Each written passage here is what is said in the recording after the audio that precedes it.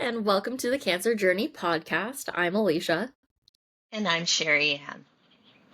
We're going to start with our pest check-in, and I'll go first today. Okay, sounds good. Okay, so physically, I am a 7.5, emotionally, a 7, spiritually, an 8, and hope is an 8, and my word is lots to get done. Big word. Uh-huh. Okay. Physically, I am a 7.75. Emotionally, 8.5. Spirit, 8.7. And my hope is 9.2. My word for right now is recalibrating. So today we want to talk about powerful choices and kind of what leads you to make those powerful choices. There are a lot of times, especially during a cancer diagnosis or just being in that cancer world, where you come out of an experience or an interaction and you feel more depleted than you had expected to, or something just didn't sit right. And oftentimes we don't give that feeling or that recognition time to be recognized. So we want to talk more about that and how to kind of come back to feeling into yourself again. Good topic. So when I heard you say that, what came up for me was this feeling of drained. Like I went into an interaction and I came out and I wasn't energized. I was actually kind of depleted or drained. And I do have to say I've felt that recently. I mean, I'm not going through a cancer journey right now, thank goodness. But I think that it's also, just part of life. It is much more apparent through a cancer journey, or even right after you finish your treatment, because you're depleted also by the treatment that you're going through, and so that gives you that physical depletion. But I think what you're speaking to is more of a emotional depletion, or a spirit, like your life force isn't as alive as it might be from certain interactions. So I'd love to talk about, like, what is that interactions that deplete us, and that powerful choice that we're making. Yeah, and so our last week's episode focused on the patient's journey and the patient perspective, and I think that comes into play a lot here, right? Like, you're already exhausted as a patient, you have family, you have loved ones who are coming and they're taking care of you, and they're doing everything they think they should, and they're showing up, right? And for everyone who's showing up, you want to be grateful and give them time and give them pieces of you, but you're also already tired because you're going through treatment, you're sick, no matter what stage it's at. And again, we don't want to put on more burdens into the people around us. We don't want to be like, sometimes we don't really want to be honest with how we feel and how poorly we feel, because we don't want them to feel bad, and we don't want their pity, and we don't want to seem weaker than we are. And so I think that comes into a little bit of like people pleasing a little bit there, and we're more willing to give up parts of ourselves in lieu of the comfort of people around us. Absolutely. It's that performance that still kind of just kicks in. It's like, oh, here's people here for me, and so I don't want them to sit here and think that, oh my God, they need to take care of me. So Mm-hmm. I'm actually, we talked about this in the whole patient survivor place or thriver place. It's like, I'm good. But when we're doing that, we're not looking at ourselves internally. We're looking at them and taking care of them. And that can be so depleting. And I think depletion while it feels like it's a physical thing, I think it's still an emotion and a messenger to us, like tapping us on the shoulder, going, "Oh, hold on, something just happened. What did you just do?" And that's a clue for us, especially around powerful choice. Are we really being who we want to be? Mhm. Are we being authentic in the moment, or are we there for the other? It's people Right. pleasing, or it's just like, I don't want them to be burdened. Maybe Mhm. that's the same thing, but it's this, what am I giving up of me to make everybody else feel better, or so they don't think that I'm, oh, I love when you said weak, that I can't handle this. Right, right. And it feels like, I think, as the person who is depleted and drained and just tired, it feels almost like I'm still human. Like I'm just trying to prove that I'm still human and that I can do it and I'm still the same person that I was. And so what's actually coming up for me is like when people say, "How are you really?" Right? Hmm. Because that question really inspires you to like reflect on where you are truly, not just a quick, "Oh, I'm good, I'm fine, it's all Right. good." How are you really? And I will say for myself, depending on who asks me that question, I'm more likely to answer it um more truthfully than someone that Uh-huh. I don't know as well, who asked me that question. I'm like, don't pry into my life.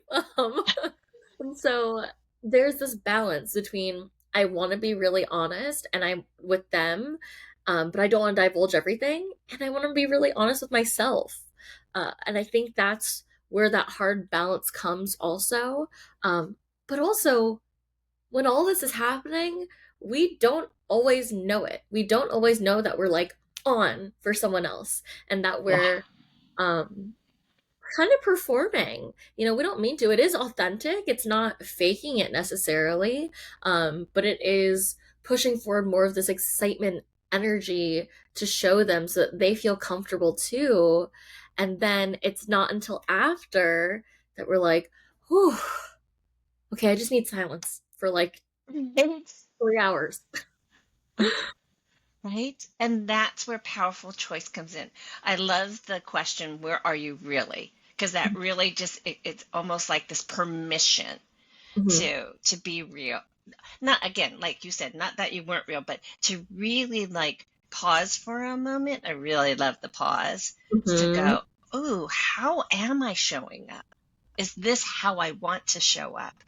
If Hmm. this person is somebody that is trusted and I feel safe with, to really answer that question, and they're not going to be like, "Oh my God," panicking because you're not feeling well, or that you just want quiet, or, they're not offended, Hmm. then I would really embrace the really, and go, I don't have the energy for this. Or the Hmm. energy that I have right now, I need to give to myself. Hmm. And that word selfish comes up, and it's like, no, I'm not trying to be selfish. I'm trying to do self-care here, actually. Yeah. Yeah. And it can be really difficult to say that to someone too. And I think that what kind of like this pathway is like, yes, we are reflecting on this experience that we had, this interaction we had. And in this moment, right here in the middle, we're now noticing how we feel coming out of that interaction. And maybe like it felt like we didn't get it right. It felt like, I didn't say what I really, really needed. It might feel like uneasy. And there are a lot of like emotions that come up in that space of noticing how we are after that interaction. And there's could be a little bit of guilt, which is an amalgam of many other emotions that we kind of bleed into just the word guilt. But it can be like, I am really grateful that they're there, but and I feel bad that I didn't have the energy to show up for them. But really, like I know that I need it. There's so much to process there, and by Yeah. processing it and considering what just happened, then we can make the powerful choice the next time to figure out what you really want to say. It doesn't need to be mean. It doesn't need to be, hurtful or aggressive. But you get an opportunity to reflect and think about, hey, how would I want to handle this situation next time so I don't feel so like icky coming out of it? While you were saying that, what popped into my head was, we really do have a lot of permission when we're going through a cancer journey, especially when you're in treatment, or just especially when people know that you're dealing with more than everyday things. Okay, you're sick. So if you need some space, they're not going to be offended. And yet we're still working in that old world paradigm where everything was okay and we were taking care of everything and we weren't sick and we didn't take the time. But here's this almost a path.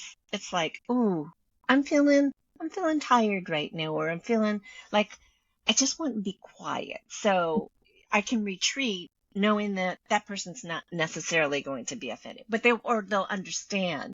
And Mhm. so it would be easier to make that powerful choice. Not always true, but I'm just saying we could without feeling all that. What's the aftermath of that?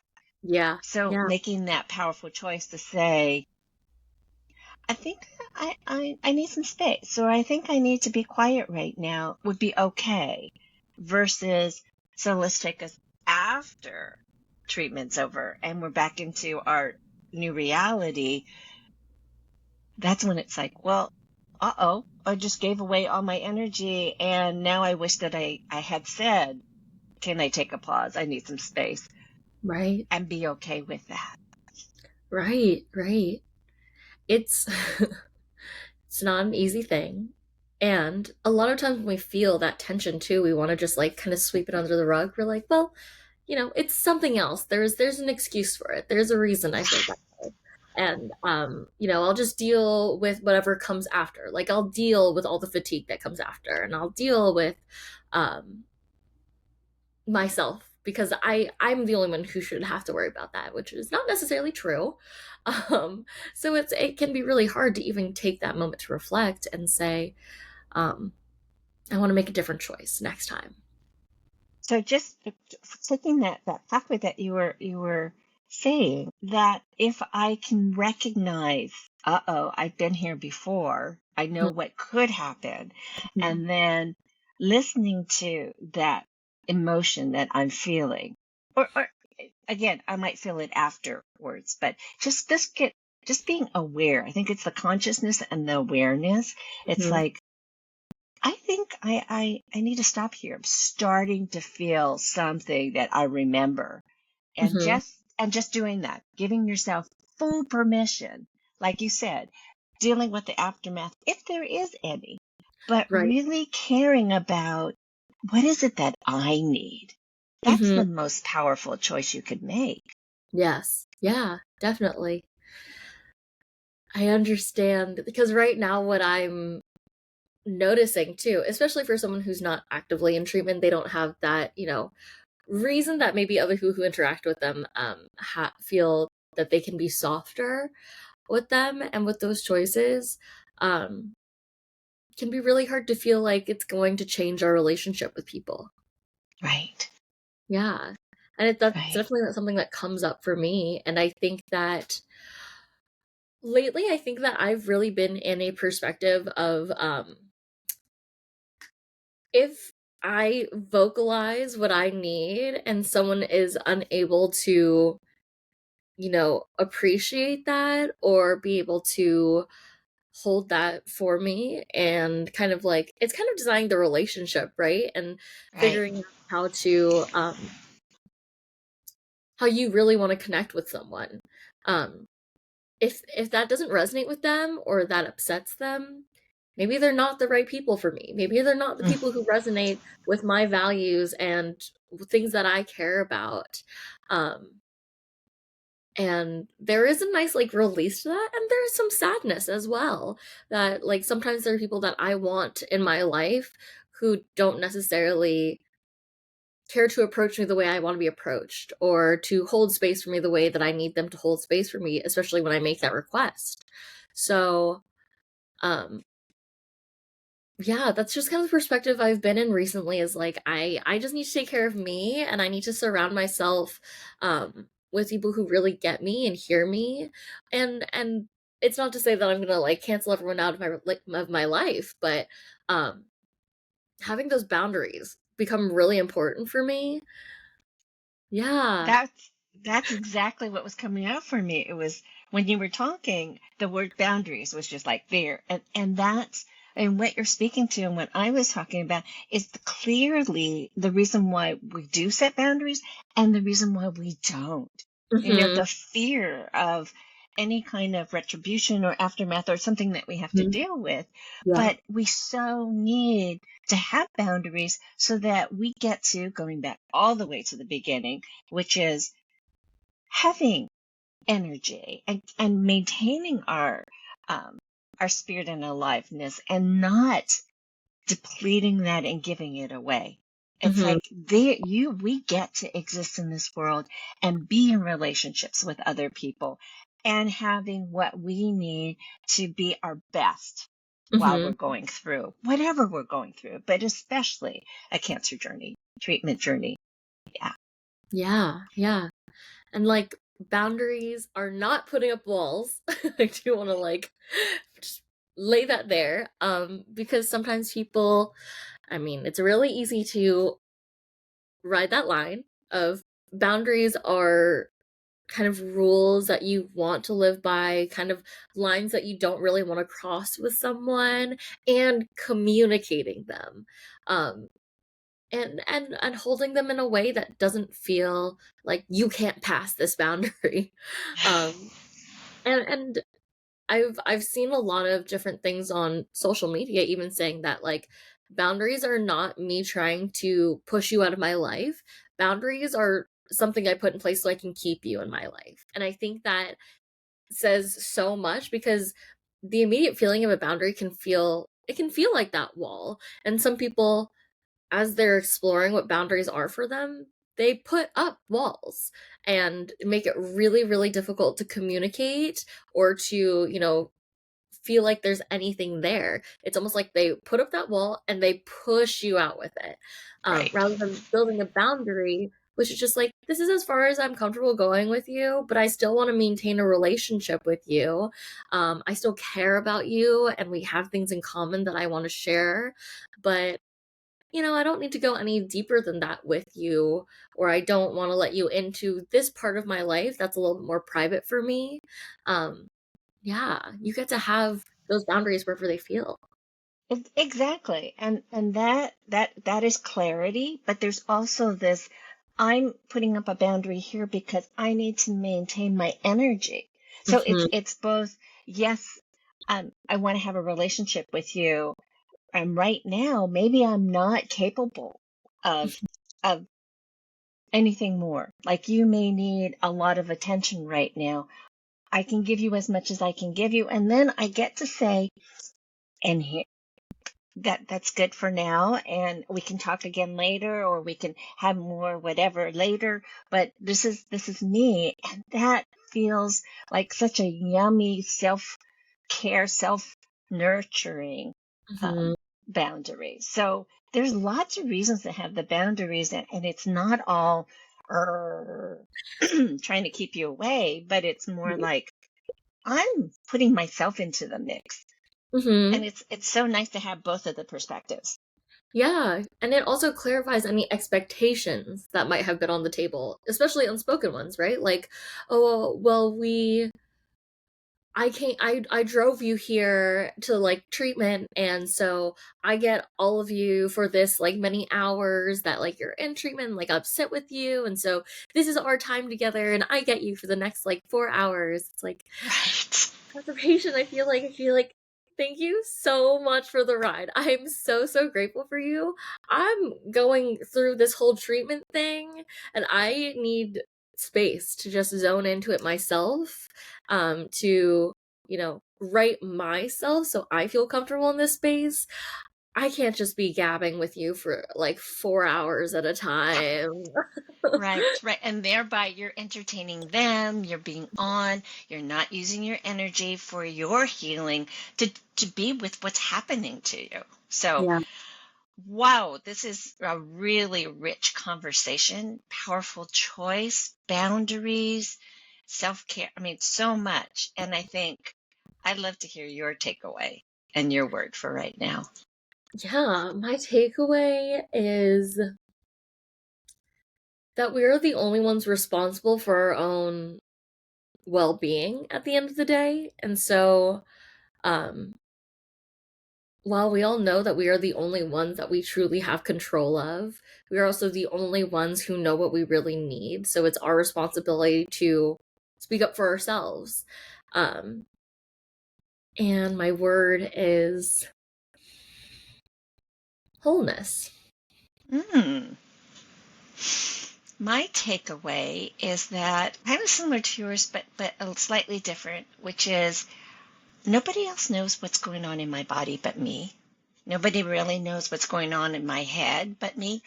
It's my job to be in connection with me and articulating what I need. Yeah. And I'm the one who's going to give myself permission to articulate it and ask for what I need. So my word right now is permission. Well, thank you for tuning in. We'll be back next week. New episodes every Friday. Bye. We'll see you soon.